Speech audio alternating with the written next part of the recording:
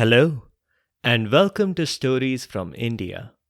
This is a podcast where we talk about myths, legends, and folk tales from India. I am your host, Narad Muni, and I'm a mythological character myself. I have the gift of eternal life and knowledge of the past, the present, and the future. By profession, I'm a traveling musician and a storyteller. So the way I'm doing my job is by podcast. One of my youngest listeners, Vaika, has requested a folktale from Kerala. So Vaika will do not one but two folktales from God's own country, as this state in southern India is called, in tourism brochures mostly. The first story is set in a village in medieval India. It's about a couple of men who were friends and neighbors, Ram and Govind. Similar to other pairs of friends and neighbors that we have seen before, they had contrasting fortunes. Ram was poor and Govind was rich. Govind had inherited his money from his father. Govind and his family were never in need of anything. By contrast, Ram was barely able to make ends meet. He had a job, sure, but his job was not a very well-paying one. His job was to hand out tokens for the well. If any villager wanted to collect water from the well, they had to first get a token from Ram and to stand in a line. He would then call out numbers, collect the tokens again, and let people draw water. This bureaucracy made no sense, of course. But the other villagers knew how poor Ram was, and they didn't complain too much, so that he could continue earning a little money. Ram did not earn much from this job, as I've stressed already. Him and his family lived on just one meal a day, if they were lucky. The only perk was that they didn't always go thirsty, a perk from his job of being so close to the well. Things kept getting worse for the family over time, especially after tax season, when it turned out that Ram owed a lot of taxes on his meager income. Ironically, Govind was able to claim tax relief for most of his income, because he claimed to be operating an offshore shell company. As you can see, even in medieval India, the idle rich had it easy. And it was the working class that ended up paying taxes for themselves, as well as those richer than them. Ram was running out of options, and his debts were mounting. He decided that the only way he was going to fix things for his family was by ending his own life. So, Ram purchased a life insurance policy for himself. Pretty high value policy. He had to haggle a bit to get them to set the payout to a very high amount. But in the end, he thought that at least his family would not have to suffer, and all his debts would be clear. Ram went to the river to drown himself. And because it was the last thing that he was doing, he prayed to his favorite god, Shiva. Shiva is the destroyer of the universe, together with my dad, Brahma, the creator, and Vishnu, the preserver. And then Shiva intervened. Shiva himself appeared in person before Ram. Ram was surprised and thought for a moment that he had in fact passed on, and Shiva was greeting him in the afterlife. But Shiva quickly corrected him. I know what you want to do, and I have a solution, Shiva said. He handed Ram 3 coconuts and went away. Millions more people are praying for me all over the country, he said. And he told Ram to just wish when he used the coconuts. Ram stared at the coconuts and tried really hard to hide his disappointment. 3 coconuts were great, but they would only provide 3 days of food to Ram's family. Or was he supposed to plant these coconuts and grow new trees? His family wasn't going to survive for as long as it took to grow a coconut tree. But Ram decided to give it a try anyway. He started walking home, and he hadn't had a drop to drink in a while. He shook the coconuts. They definitely had water inside. So he decided to open one up, just one, so that he could drink the sweet water inside. Because coconut water is so refreshing, he thought to himself. Ram wondered what Shiva had meant when he said, just wish, when he used the coconuts. Ram broke open one of the coconuts and quickly began drinking the sweet water inside. As he did, he dreaded returning to his tiny home. Why couldn't his home have been a palace, bigger than Govind's? But this was just a fantasy. Or not. It was not a fantasy. When he got there, his little hut was replaced by a gigantic palace, the likes of which he had not seen, not even in fairy tale books. This was definitely his home. I mean, his palace. Even the name on the mailbox confirmed it. Ram went inside and hugged his family. They were still all in rags, because Ram's wish had only covered his home and not their personal effects. So after some deep consultation and debate, the family decided to use the remaining 2 coconuts to get a lot of money and rich clothes and jewels. Govind, who was Ram's friend and next door neighbor, was surprised by the sudden change in his neighbor's house and yard. He talked to Ram every day until finally Ram told him his secret. Govind decided that he must have these coconuts too. Why should only Ram get them?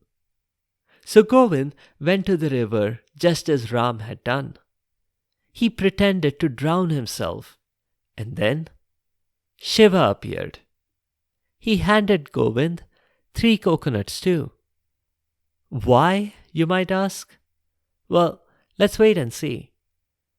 Govind quickly got out of the river and used his first coconut. Just that moment, though, a beggar was passing by and asking Govind for a handout. Govind was so annoyed that he cursed the beggar. A common expression of exasperation is, "This is your head," loosely translated from Malayalam. So when Govind said the equivalent of "this is your head" while striking his own forehead, dozens of little heads identical to the beggar's started popping up on Govind's forehead. He looked hideous. And the more he tried to do anything, even more heads popped up. Govind quickly grabbed the second coconut, broke it, and wished all these heads would disappear. And they did. But not only the extra heads. Govind's own head disappeared as well. That was a bad thing. For now, he was a headless creature. But Govind's hands still held the third coconut. He promptly broke it and wished everything would go back to normal. And it did. Except Ram's family kept the palace, the money, and the clothes. You see, Shiva had played this trick on Govind. He appeared in the form of the beggar, breaking Govind's concentration at the crucial moment. That's how the first story ends. There is a similar folktale from Gujarat with two friends and Shiva that we have covered before in episode 114. Although the story differs very widely in its conclusion. Let's move on to our next folktale.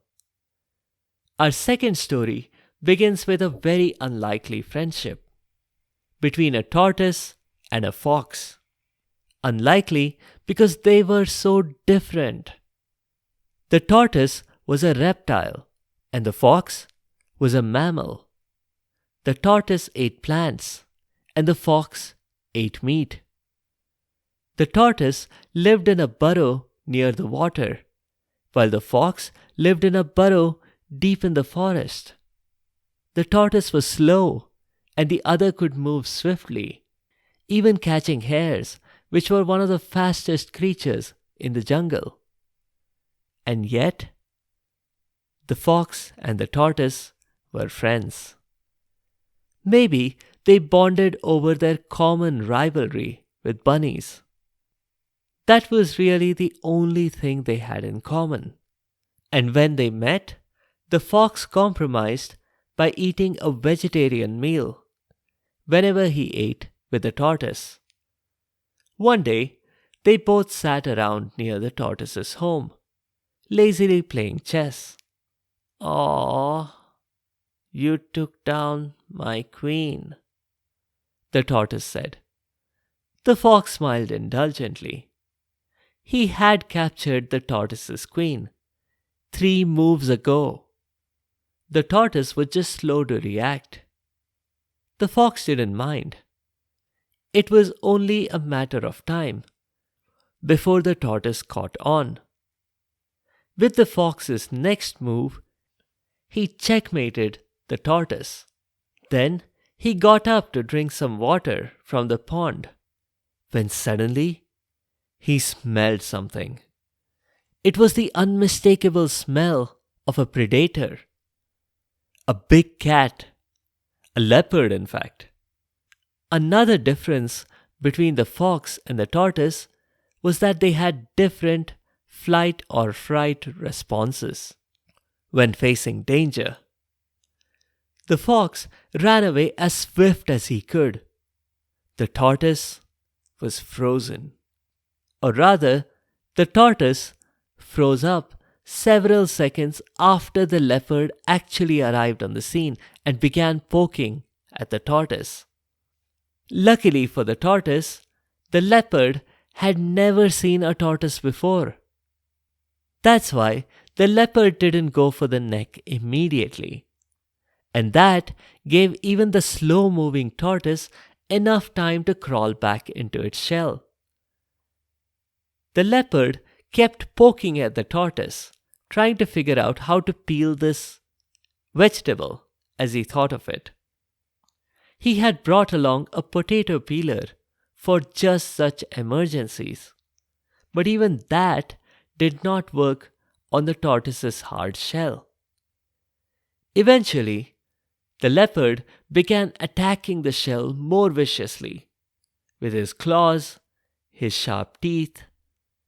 Luckily for the tortoise, the leopard didn't think to flip the tortoise over and to attack its belly, which was actually soft. Now, you might think, what was the fox doing through all of this? Had he completely abandoned his friend? Yes, he had. But he wasn't proud of it. He decided to go back and figure out a way to help his buddy. The tortoise was a good friend, and the fox had not yet lost his credibility with the leopard. So maybe he could approach the leopard without being eaten. And just to be on the safe side, the fox put on his roller skates for a quick getaway, in case the leopard decided to make a meal out of him.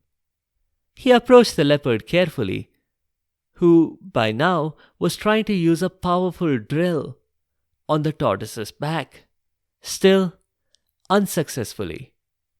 "I saw Mr. Leopard, sir," said the fox, carefully. The leopard looked up with anger at being disturbed, which was okay, the fox thought. It's better if he's angry than if he gets an idea about eating me instead. The fox needed to execute his own plan quickly. "Mr. Leopard, sir, are you trying to eat the tortoise?" he asked, as the leopard went back to biting the tortoise's shell. "No, of course not. I'm trying to break all my teeth here," the leopard replied, sarcastically. "I have a suggestion, Mr. Leopard, sir," said the fox. "What is it? Eat someone else instead?" asked the leopard. That was a dangerous line of thinking, the fox thought.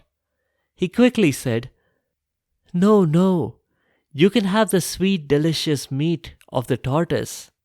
There's a trick to it, that's all." If the tortoise had been up to speed, he would have panicked hearing this from the fox. Was the fox about to betray him by telling the leopard that the trick was to flip him over? Well, not really. The fox went on to explain that the solution to soften any hard, dehydrated bit of food was to soak it in water.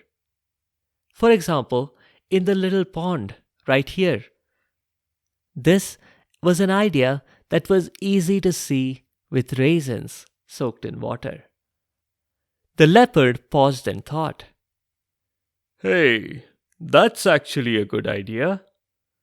He pushed the turtle, still in its shell and on its belly. He pushed it all the way into the water. And then the tortoise sank into the water. If the tortoise was slow on land, he was fast in the water. He swam away before the leopard could reach his paws in to grab him. "Hey, Mr. Fox, "You told me," began the leopard, shocked that his meal was getting away. But when he turned to face the fox, there was no one. The fox had run away a while ago. That's it for that story. A few notes. There's an interesting theory behind how Kerala was created. Parshuram, an avatar of Vishnu, the creator of the universe, was involved in this story. As Parshuram stood in a version of India that did not yet have the state of Kerala, he flung his axe somewhere into the Indian Ocean. All the water receded up until where Parshuram's axe had fallen. The land that emerged was Kerala. It was not very fertile because it was salty, as you can imagine might have been the case for land pulled out of the salty seas. Salty land is not very suitable for human occupation. So Parshuram invoked Vasuki, a snake king, to help. Vasuki spat poison all over the land. And that was great, because as any expert in fake science might know, snake venom mixed with salt makes land fertile. Of course, please don't try this at home if your backyard is not fertile. At least, that's the theory about how Kerala originated. And I will neither confirm nor deny this theory. In the next episode, we are back to the Ramayana. We'll see what happens when Hanuman starts planning return trips back to Ram, Lakshman and Sugriv. If you have comments or suggestions, or if there are any particular stories that you would like to hear, please do let me know by leaving a comment or a review on the site sfipodcast.com or tweet at sfipodcast. You can also find me on Instagram and Facebook.